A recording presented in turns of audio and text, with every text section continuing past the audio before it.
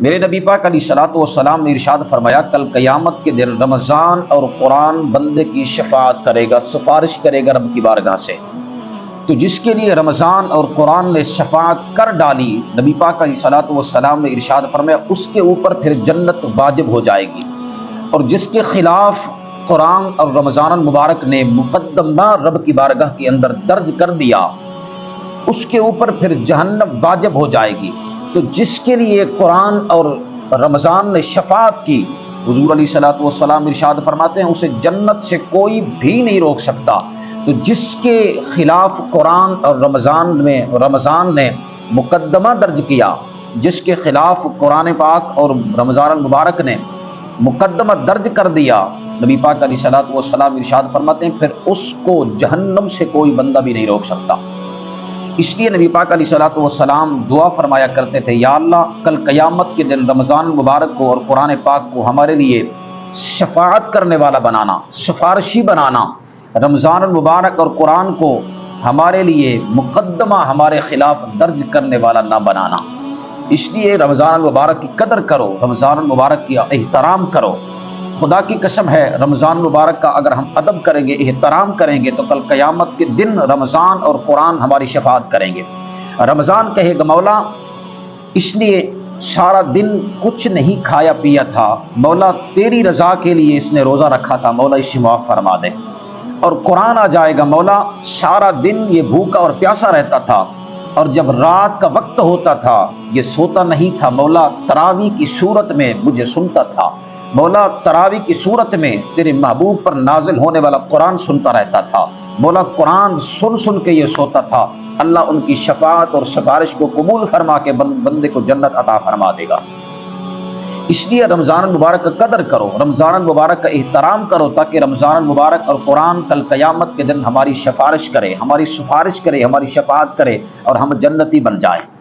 نبی پاک علیہ الصلوۃ والسلام رمضان المبارک کا مہینہ تھا، حضور علیہ الصلوۃ والسلام مسجد نبوی کے اندر تشریف لائے اور صحابہ کرام بھی موجود تھے، اور صحابہ کرام بیٹھے تھے۔ حضور علیہ الصلوۃ والسلام مسجد کے اندر آئے، ممبر کے اوپر قدم رکھا، جب پہلے درجے پر حضور نے قدم رکھا تو سرکار نے فرمایا آمین، جب دوسرے درجے پر قدم رکھا تو حضور نے فرمایا آمین، جب تیسرے درجے پر قدم رکھا تو سرکار علیہ الصلوۃ والسلام نے ارشاد فرمایا آمین۔ جب سرکار نے اپنا خطبہ ختم کیا، حضور علیہ الصلوۃ والسلام کی بارگاہ کے اندر صحابہ کرام نے ہاتھ جوڑ کے عرض کی، یا رسول اللہ صلی اللہ علیہ وسلم، حضور آج سے پہلے یہ واقعہ ہم نے نہیں دیکھا، آج سے پہلے یہ ماجرا ہم نے نہیں دیکھا، حضور آپ نے منبر پر قدم رکھا تو پھر فرمایا آمین، آپ نے دوسرے درجے پر قدم رکھا پھر فرمایا آمین، تیسرے پر قدم رکھا پھر فرمایا آمین۔ سرکار یہ سمجھ نہیں آئی، حالانکہ دعا کے وقت آمین کہا جاتا ہے اور دعا مانگنے والا بظاہر تو نظر نہیں آ رہا تھا ہمیں۔ نبی پاک علیہ الصلوۃ والسلام نے ارشاد فرمایا، میرے صحابہ میرے پاس جبریل امین آیا تھا، عرض کی یا رسول اللہ دعا کون سی کی ہے جبریل امین نے؟ میرے آقا علیہ الصلوۃ والسلام نے ارشاد فرمایا، جب میں نے پہلے درجے پر قدم رکھا تو میں نے آمین اس لیے کہی کہ جبریل نے کہا یا اللہ وہ بندہ ہلاک ہو جائے، وہ بندہ تباہ و برباد ہو جائے کہ جس کے سامنے تیرے محبوب علیہ الصلوۃ والسلام کا نام لیا جائے اور وہ بندہ خاموش رہے، اس کی زبان کے اوپر تالا لگ جائے، وہ تیرے محبوب کی ذات بابرکات پر درود و سلام نہ بھیجے، یا اللہ وہ تباہ ہو جائے۔ حضور فرماتے ہیں میں نے کہا آمین۔ اگر آپ مسلمانوں بچنا چاہتے ہو جہنم کی آگ سے، تباہی سے بچنا چاہتے ہو، ضلالت سے بچنا چاہتے ہو، تو جب تمہارے سامنے میرے حضور علیہ الصلوۃ والسلام کا نام لیا جائے، نبی پاک علیہ الصلوۃ والسلام کا نام لیا جائے، مصطفیٰ کریم کا نام لیا جائے، بغیر کسی دیر کے نبی پاک علیہ الصلوۃ والسلام کی ذات بابرکات پر درود پڑھ لیا کرو، سرکار کی ذات پر سلام پڑھ لیا کرو۔ خدا کی عزت کی قسم ہے تم یہاں بھی کامیاب ہو جاؤ گے، قبر کے اندر بھی کامیاب ہو جاؤ گے، حشر کے اندر بھی کامیاب ہو جاؤ گے۔ یہ وہ نام ہے میٹھا مبارک، خدا کی قسم ہے جو خدا کو اتنا پیارا ہے، اتنا پیارا ہے۔ درود تو خدا خود ہی پڑھتا ہے نا۔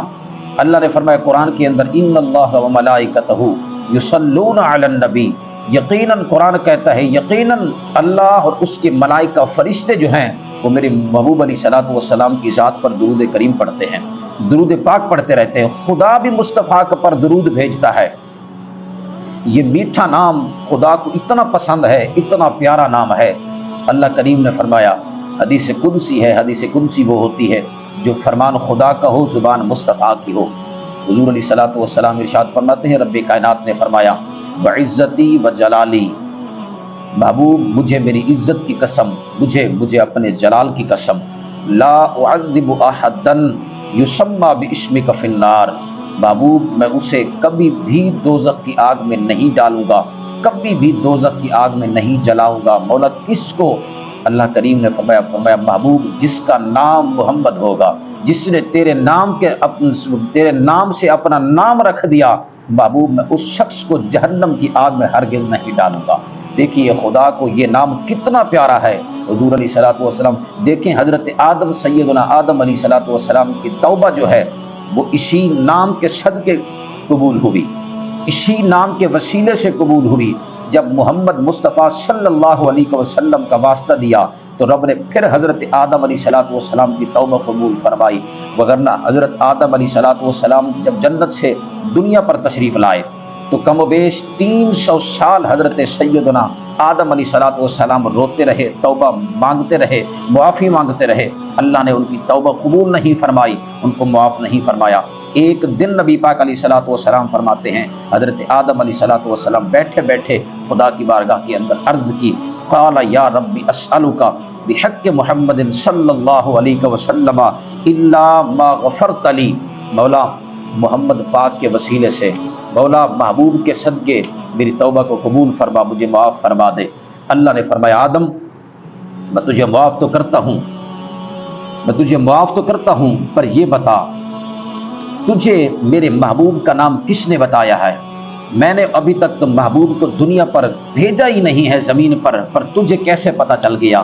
عرض کی مولا جب تو نے میرے اندر روح ڈالی، مولا جب تو نے مجھے پیدا کیا تو میں نے آسمان کی طرف نگاہ کی، مولا جلوہ تیرا سو بسو ہے، جدھر دیکھتا ہوں تو ہی تو ہے، مولا مجھے تو آسمان پر کچھ بھی نظر نہیں آتا تھا، بس یا خدا نظر آتا یا مصطفیٰ نظر آتا تھا۔ میں نے دیکھا کہ آسمان کے اوپر لکھا ہوا تھا لا الہ الا اللہ محمد الرسول اللہ، میں سمجھ گیا کہ جس کے نام کو اپنے نام کے ساتھ ملا دیا ہے آخر وہ پیارا ہے تو ملا دیا ہے، آخر اس کے ساتھ پیار ہے تو ملا دیا ہے، آخر اس کے ساتھ عشق ہے تو ملا دیا ہے۔ اللہ نے فرمایا آدم تو نے سچ کہا، مجھے اس محبوب کے ساتھ اتنا پیار ہے، اتنا پیار ہے۔ اللہ نے فرمایا آدم محمد نہ ہوتے تو کچھ بھی نہ ہوتا، اگر میں یار کو نہ بناتا تو کچھ بھی نہ بناتا۔ اللہ نے یہ فرمایا۔ حضرت محبوب مشہور محدث حضرت علامہ احمد بن محمد قسطلانی شافعی رحمۃ اللہ تعالی علیہ آپ فرماتے ہیں جب حضرت آدم علیہ الصلوۃ والسلام نے خدا کی بارگاہ کے اندر عرض کی سرکار کے وسیلے سے یا اللہ محبوب کے وسیلے سے محمد کے وسیلے سے مجھے معاف فرما دے صلی اللہ علیہ وسلم، اللہ نے فرمایا اے آدم تو نے محمد پاک کا وسیلہ دے کر، تو نے میرے محبوب کا وسیلہ دے کر صرف اپنے لیے معافی مانگی ہے، اپنے لیے توبہ طلب کی ہے۔ اگر تو محمد پاک کا وسیلہ دے کر زمین و آسمان کی مخلوق کے لیے توبہ طلب کرتا، معافی مانگتا تو میں محمد کے واسطے، محمد کے وسیلے سے، یار کے صدقے زمین و آسمان والے سب کو معاف فرما دیتا۔ اتنا محمد نام میٹھا ہے حضور علیہ الصلوۃ والسلام کا رب تعالیٰ کو۔ اگر تم بھی خدا کی بارگاہ کے اندر محبوب ہونا چاہتے ہو، اگر تم بھی خدا کو ماں پیارے ہونا چاہتے ہو تو تم بھی حضور علیہ الصلوۃ والسلام کا نام جب آپ کے سامنے آئے تو حضور علیہ الصلوۃ والسلام کی ذات مبارکات پر درود و سلام پڑھا کرو۔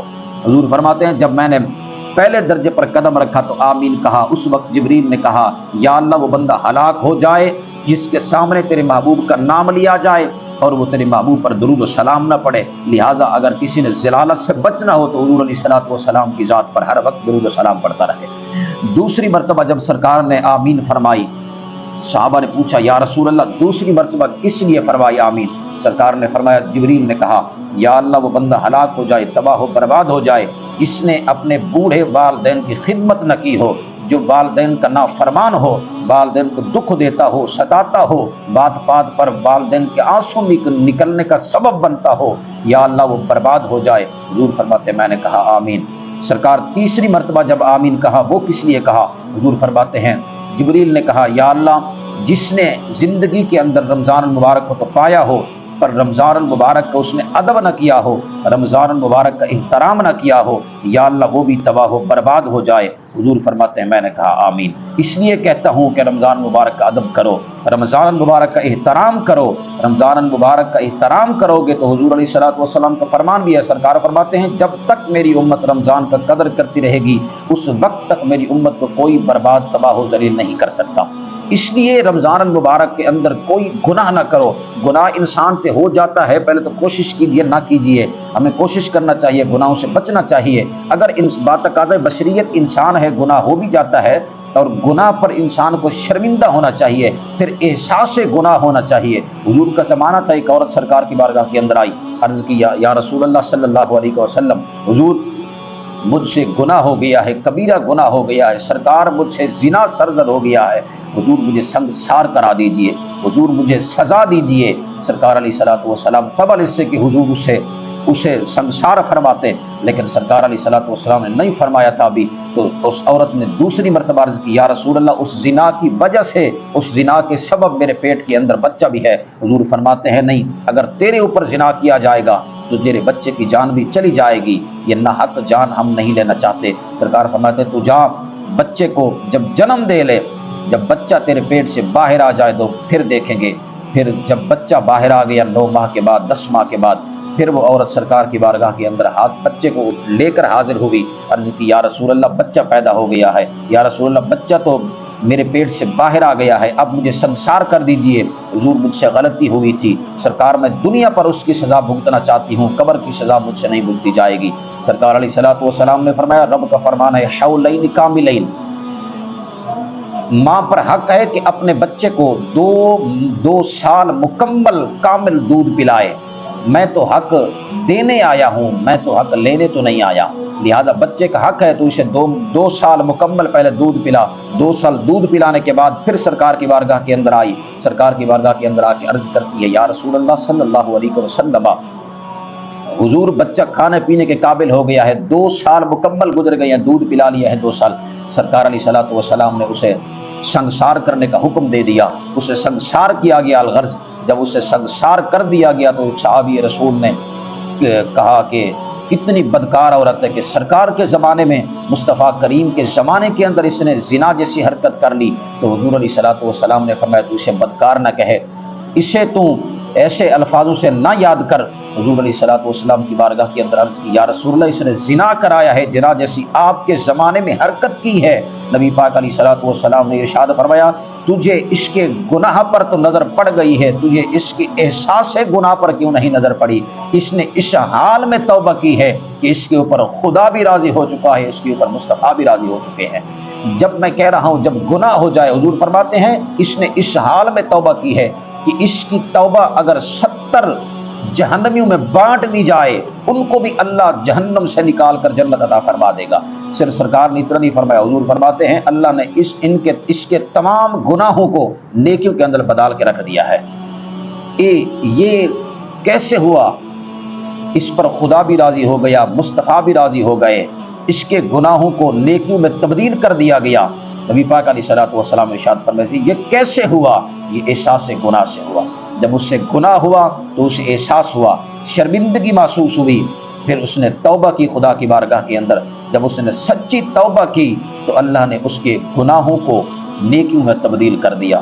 تو ہمیں بھی گناہ پر پہلے تو گناہ نہیں کرنا چاہیے، اگر ہو بھی جائے تو پھر گناہ کا احساس بھی ہونا چاہیے، شرمندگی بھی ہونا چاہیے، یار یہ تو نہیں کرنا تھا میں نے، اس کے کرنے سے تو خدا رسول ناراض ہوں گے، پھر بھی میں نے یہ کام کر ڈالا ہے۔ تو اس گناہ کی سچی توبہ بندہ کر دے اگر، تو اللہ کریم رؤوف الرحیم ذات ہے، وہ کریم ذات جو ہے گناہوں کو نیکیوں میں تبدیل کر دیتی ہے۔